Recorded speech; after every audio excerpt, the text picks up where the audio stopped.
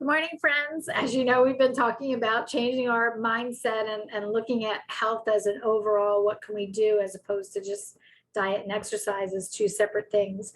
Um, and Deb's been talking, this week about the book that she's been reading, The Whole Body Reset.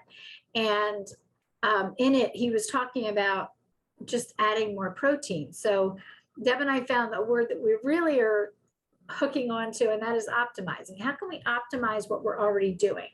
So I think, if you follow us at all, most of us are doing a lot of good things. We're trying to make all the right decisions, and it can be hard to figure out what those are.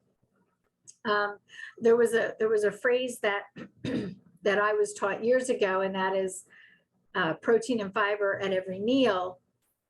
It's losing weight makes it no big deal, but I'm taking that part out. But really, like the protein and fiber, if we can be adding that to most of our meals and snacks, like it's really important. So I decided to look up like some good sources of protein, and there was a website that had like 15 of them. And the very first one on there was black beans. And the one thing about beans is that they not only add a lot of protein, but they fill us up really well. So, and they have fiber, like your beans have protein and fiber. Oats, I know, Deb, what's the oat that oat bran? Oh, oat bran, yes. For the cholesterol is really good, apparently. That's well, it is. It is good. Yeah. And yeah, I was just going to say, and it has the fiber in it, because I'm kind of forgetting the fiber piece, but the author does talk about protein and fiber. So glad you brought that up. Yeah.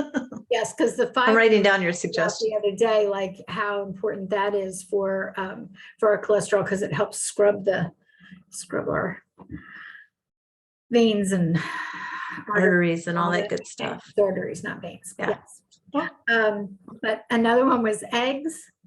Then there was cottage cheese and turkey breast, quinoa, guava, which I don't know if I've ever had guava, so that was an interesting one to me. Fish, pistachios, Greek yogurt, hemp, which I also don't think I've ever had, chia and flax seeds, almonds, lentils, and tempeh. And I've never had tempeh either. So some of them are new to me, and I might have to see. Deb and I had talked off screen as well about things that sometimes it makes a difference in how they're prepared. We were talking about like growing up on like the spinach that we used to get it. Yeah, like it was just so gross. It was all slimy and just nasty. And then seeing it in its natural form as this leaf, it's like, wait, what? That's what spinach really is. So, just trying things in different ways. Try not to be really close to it just because you've had it a certain way. I now love Brussels sprouts, which I know a lot of people grew up on the slimy Brussels sprouts too. And it's like, man, I'll tell you what, you roast them and make them crispy and put a little seasoning on them. They are amazing. Mm-hmm. But anyway, it's all in the way that things are prepared. Yeah.